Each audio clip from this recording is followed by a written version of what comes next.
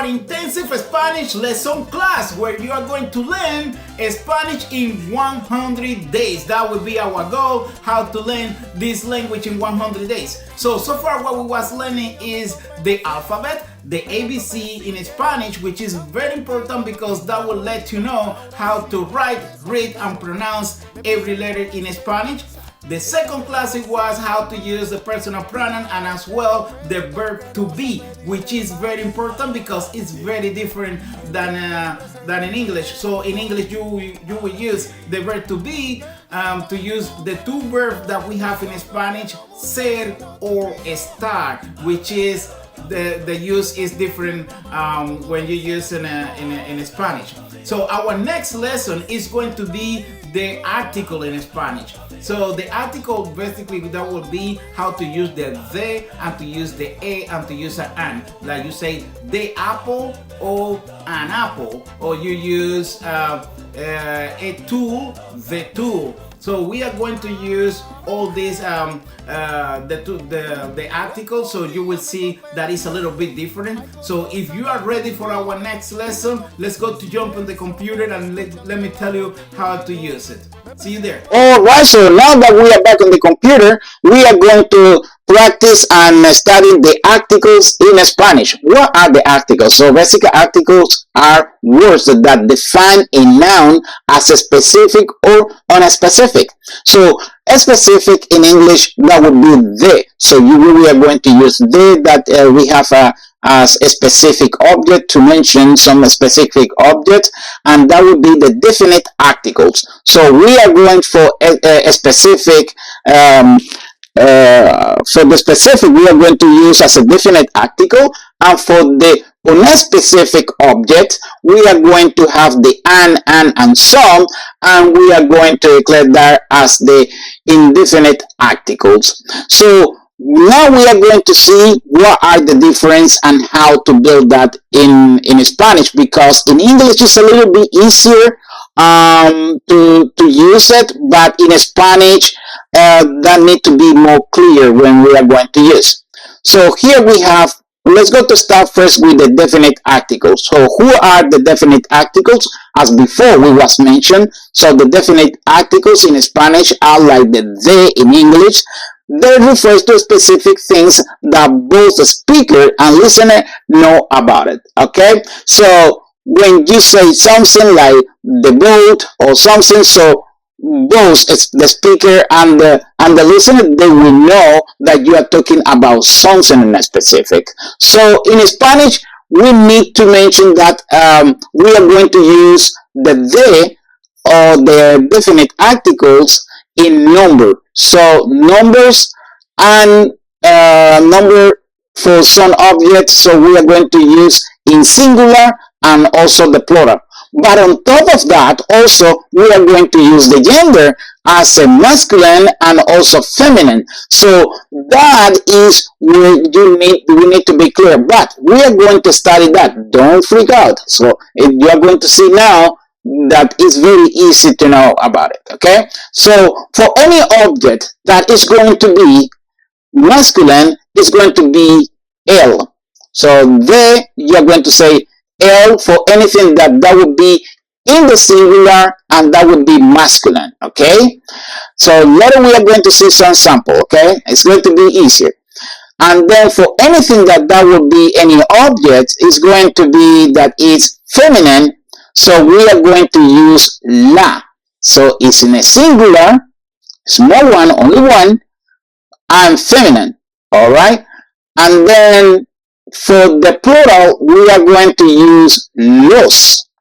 So has to be masculine object and in plural.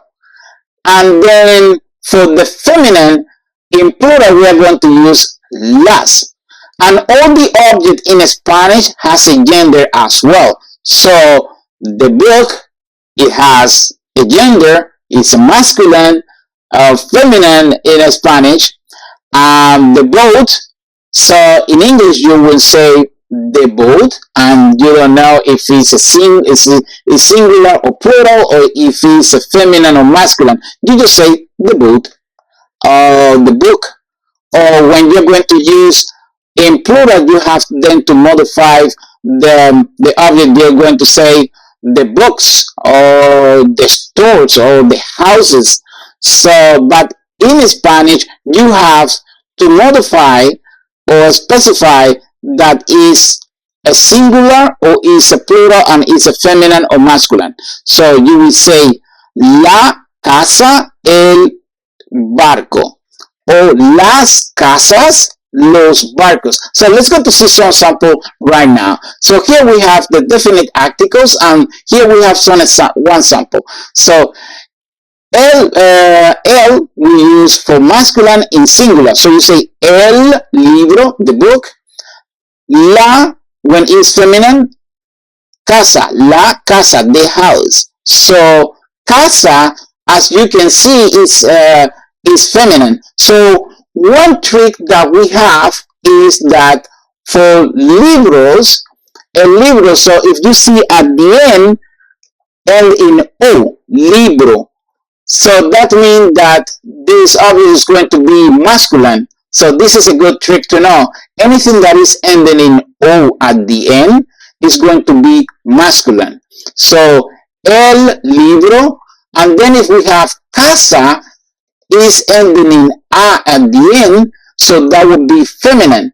So la casa. But then if we have the plural, we are going to say libros. So if we put an S at the end, so that is going to make a plural, and that would be los libros. Los libros.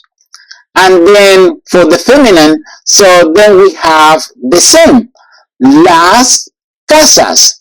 So only by putting the AS at the end, so then we will know that we are mentioned that would be plural. So here we have one example. We say niño, a boy. So that means that is masculine. So what? How you're going to use? What definite article are you going to use? In that case, you will say el niño. But what happens if you have more than one niño and you have multiple, more than one? So you will use los niños. So you see, now by putting the S at the end, so now you will have that. So here we have another sample, niña. So that would be a girl. And here we say la niña, la niña. And if it's the plural, las niñas. You cannot say el niña because el niña only will be used for the masculine. So you can, if you say el niña está bien, or it's the people that won't understand. So you have to say la niña. And here we have another sample, el barco. So barco is ending in O, so we are going to use el barco. And here we have los barcos, so more than one barco. La mesa, it's a table. And you will say las mesas. So then we are going to study the indefinite articles, okay? So that would be the indefinite articles are like a, and some in English, used for non-specific things.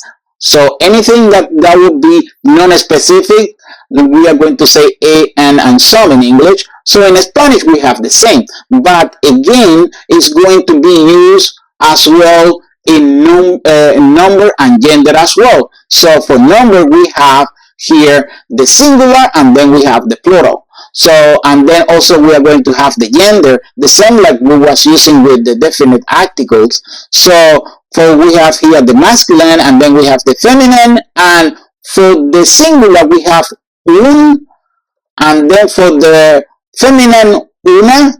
And if you already know how to make the plural, how you will say the masculine in Spanish? You get it? And yes, is unos. So by putting the O and the S at the end, so that would be the plural. So unos would be like some, and unas, and that would be some as well for the feminine. So here we have the plural and the feminine. And as, of course, all the objects Spanish has gender as well. So we can try some practice if we do like un libro, a book, a book, una casa, a house, unos libros, some books, unas casas, some houses. So the same happened with the boat.